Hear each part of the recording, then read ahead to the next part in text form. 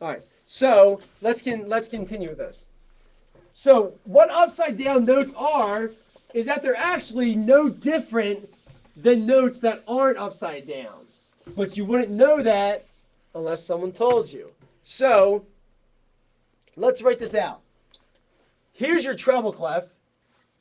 Right here. 1, 2, 3, 4, 5. Okay? The light of death. Sorry. 1, 2, 3, 4, 5.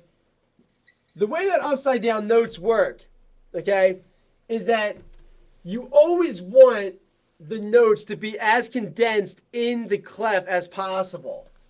So if the note head is higher, here's your middle line right here, B. Okay, there's your middle line. If the note's higher than this middle line, the stem points down. If the note is lower than the middle line, then the stem points up. And the reason being is because imagine if you're playing or writing a piece of music or whatever, and let's say you have 5 lines, and let's say here's the notes that you have. No, let's erase this and go up here. Okay, if you didn't follow by any rules, imagine if your piece of music looked like this. You know, it's all over the place. I would never want to read that ever. So now let's fix this and write it the way that it's supposed to be written. So let's put all the stems that are supposed to be pointed up, up, and the stems that are supposed to be pointed down, down. And by the way, it makes no difference whether a stem is up or down. It's just just so that it's easier to read. So this goes down. The reason why this is down is because here's my middle line right here. There's my middle line. The note head is higher than the middle line. Here's a G. Let's point that up. Let's point this down. Point this up.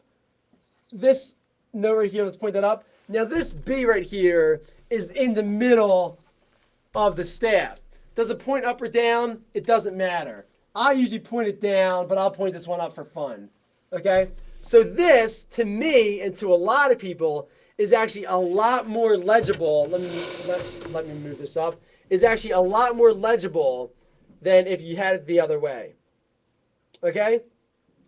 So, are there any other questions of why you point that up and why you point some notes down?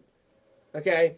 Now, obviously, if you have a whole note, there is no stem, so you wouldn't have to worry about that. Now, there is one thing that I want to make as easy as possible for you students to understand is let's take this and go 1, 2, 3, 4, 5. Let's say we have a high note here and a low note here, and they're eighth notes. Okay? Does the eighth note, is it supposed to look like that?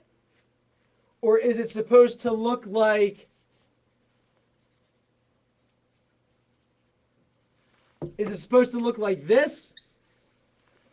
How's it supposed to look? Well, wait, let's see what people are writing. What's the difference between a treble clef and a bass clef? Awesome question. I'll get to that in a minute. Bass clef is lower. That's true. But there's an actual reason why, or like the actual notes between alto clef, treble clef, and bass clef, why those notes work. The way that it works, though, let's say that this note's higher, is that you would look at the distance from this middle line. And this line here is, this dot is this far away from the middle line. This one's a little bit longer. So you would actually have this one pointing down. And the reason is because this A is higher. This is a ledger line. And this is not in a ledger line. If this were a ledger line, then it'd be different. But that's how you would write it down. I've actually seen things written out like this too a lot of times. Let's say that you had that. I've actually seen eighth notes written out like this. I have seen this. I get really, really, really confused though when I see eighth notes written out like that. So, yeah, and it looks really weird. It looks really, really weird. Now, granted, I'm also handwriting this, so it's different. But I would much rather see written like this. And sometimes it might be so far up and so far down that you might just see it written out like this. You know, I've seen this before too.